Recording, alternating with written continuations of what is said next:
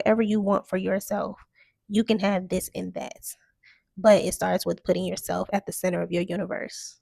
You have to put yourself first. You have to ask, what do I want? And allow all of the other energy to circle and manifest around you. So in 2023, I sold everything that I had and I took my 18-month-old daughter and she and I moved to Thailand. And a lot of people will say, girl, you didn't move there because I only stayed there 60 days. But the reason why I say I moved there is because I uprooted my entire life for this experience. I sold my car. I didn't have a lot of things because I actually started my nomad journey in 2020. So I didn't have a lot of like a lot of like large furniture. However, in 2020, me and my partner at the time, we decided to go on our nomad journey and we traveled around America. And that was a great experience. It was a lot of fun. So much fun to the point that I got pregnant. So I had my daughter. We went back home. I had my daughter. And at that point, I still didn't have like a lot of stuff because we broke up. And when he and I broke up, then I let him have all the furniture. I was like, I don't want any of this because I knew for myself that I was about to be gone. Like, I knew for myself that I didn't want anything like holding me down or weighing me down. And so in 2023, I sold everything. We went to Thailand. And when we got there, it was beautiful, of course. I think that a lot of times when people are experiencing the immediate journey of it all, it's very like stimulating. Like it's like, ooh, I accomplished something. I made it. I got it. I got here. And I remember feeling like, oh my gosh, like I actually got here. I actually have a couple of videos where I was like crying about it because I'm like, oh my gosh, this has been a dream for so long. Oh my gosh. And so I'm a very emotional person. I'm always crying about something. Happy tears, sad tears, frustrated tears, angry tears. I'm gonna cry. Okay. But neither here nor there. I remember I was so happy and proud of myself. But baby, listen, when I say that it felt like one thing after another, after another, after another, after another was happening, like I was like, oh my gosh, this is too much. And now that I'm out of the country again and I'm, having some different and having some different experiences, I'm realizing that I have to release my expectations of what I think I'm supposed to receive. I have to release my expectations of the treatment that I feel that I'm supposed to receive. I have to release my expectations of how orderly I think things should be or whatever the situation may be. Like I'm learning that those are very like Americanized like mindset, like a very like Americanized way of living. And not to say other cultures and countries are disorganized and chaotic, but I would say that the experience in and of itself of trying to inundate yourself into another country is very messy. It's messy. Like, it's messy. And so I had that experience. I remember one of the Airbnbs I booked, it had like an oceanfront view or whatever. And I really couldn't tell from the pictures, but that place was up a dirt road on the top of a hill, which meant that every single time I had to go up and down the hill, I had to put Divine on my back because like I wasn't gonna have her. She was 18 months. I wasn't gonna have her at that time walking up no hill, right? And then a lot of the Ubers, well, it wasn't Ubers, but a lot of the taxis and the motorbikes didn't want to go up, so I would have to walk up and down that hill. And when I say that that was one of the most exhausting, I'm just thinking about it now, one of the most exhausting experiences, like, oh my goodness. When I remember, because after that I left and I went to Chiang Mai because I was like, I don't like this. Like I didn't like the vibe of the island that I was on, which was Koh Samui. I believe I was on Koh Samui.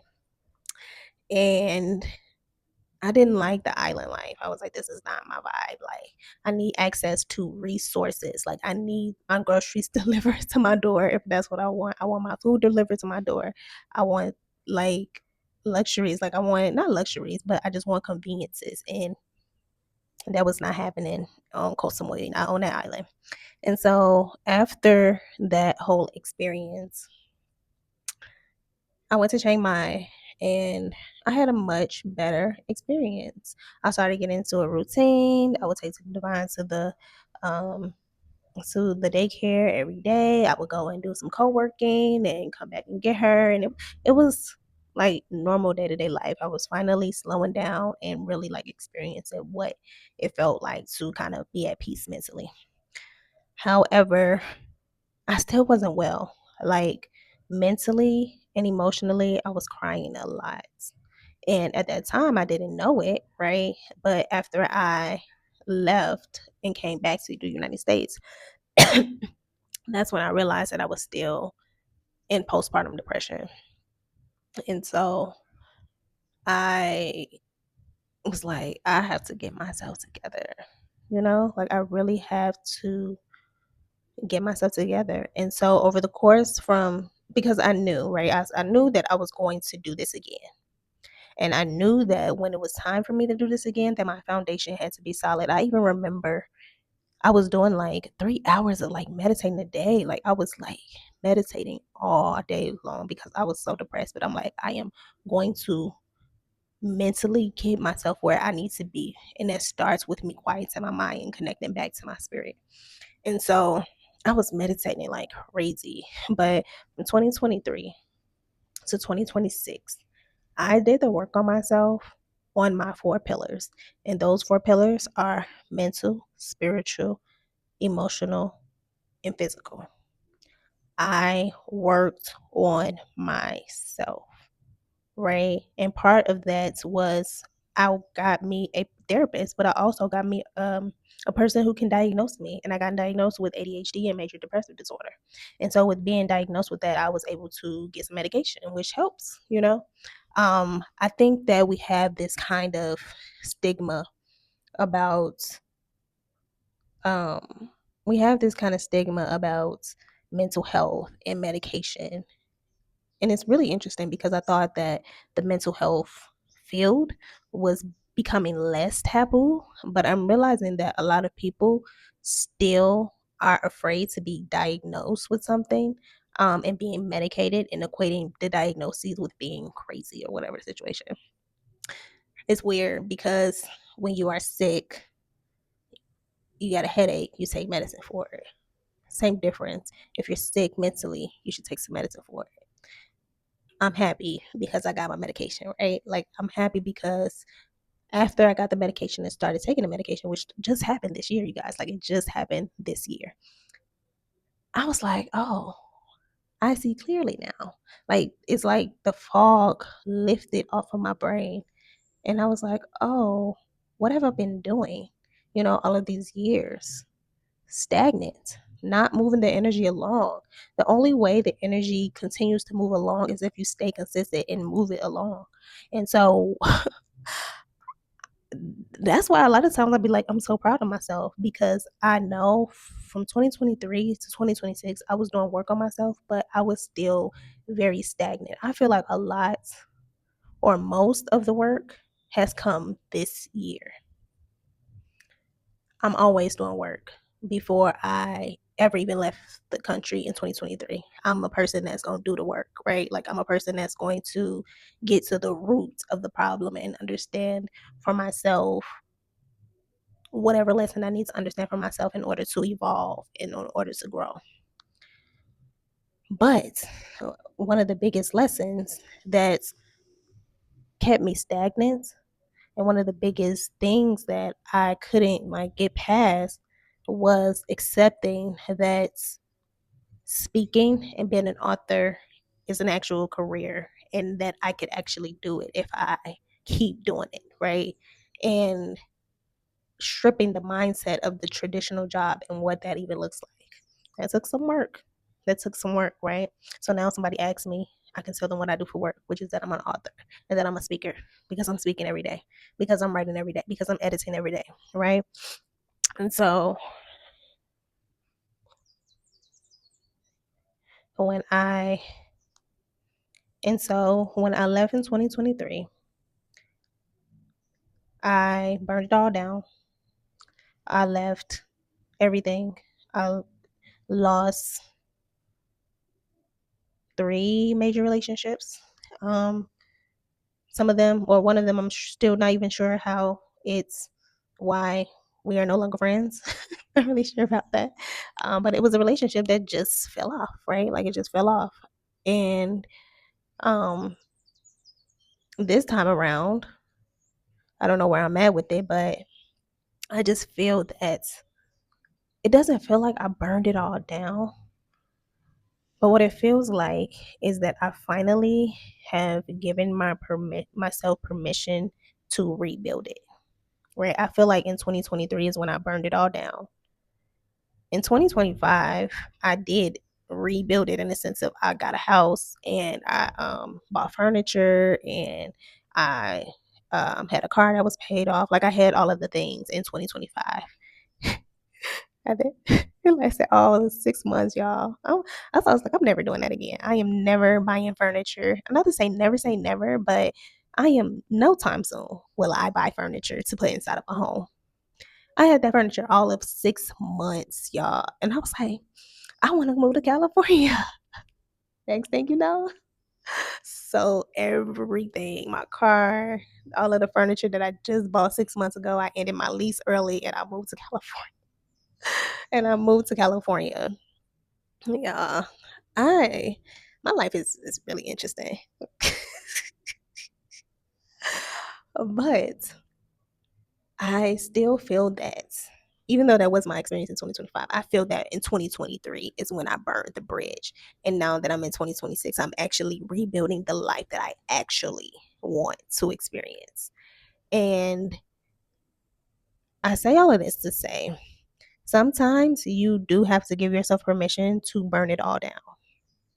I heard a video, one of the ladies, and she was saying, you don't have to burn it all down to move abroad, which is true, right? Like, it depends on the person that you are, and it depends on the things and experiences that you have had prior to.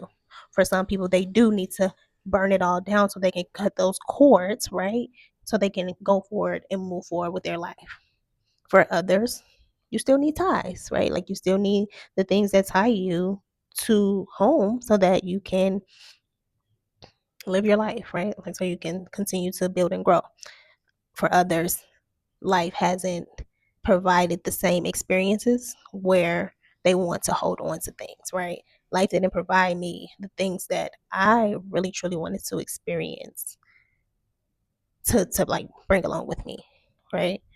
Of course, like I have skills, like I got a master's degree and a licensed therapist, like licensed clinical social worker. Like I have skills, right? So those skills are never going to go away. Like those are natural and innate at this point. A lot of things are innate, right? Like there's some parts of me that I haven't let go of. There's probably some parts of me that I need to let go of, right? Of course, I'm a work in progress. We're all a work in progress. But I say all of this to say you can burn it all down, right? Like you can burn it all down. Give yourself permission to start fresh, start new. I'm not saying you have to burn any relationship or any bridge to a relationship. I'm not saying that, right? But what I would say is to allow the universe to work in natural order, right? The relationships that I shared at that time, they were not meant to go with me into the next level and into the next season for whatever reason, right? It could have been that they were codependent relationships and I didn't see that. It could have been that they were holding me back or tying me energetically. I don't know. But obviously, they were not meant to be here at this moment because they are not, right? And so I want you, I'm not going to tell you what to do, of course, but if you are a person, I'm going to be specific. If you are a Black woman, right, who wants to start over, who wants a new identity, who wants to reinvent yourself, if you are a woman who wants to know what your life looks like outside of your roles, if you are a woman who wants to know what it feels like to do things for yourself instead of for everybody else, I do invite you to book a call with me. We can work one-on-one. We can get to the root of things and I can help you start beginning to build that like reinvention blueprint. and we can really work through like what that looks like for you.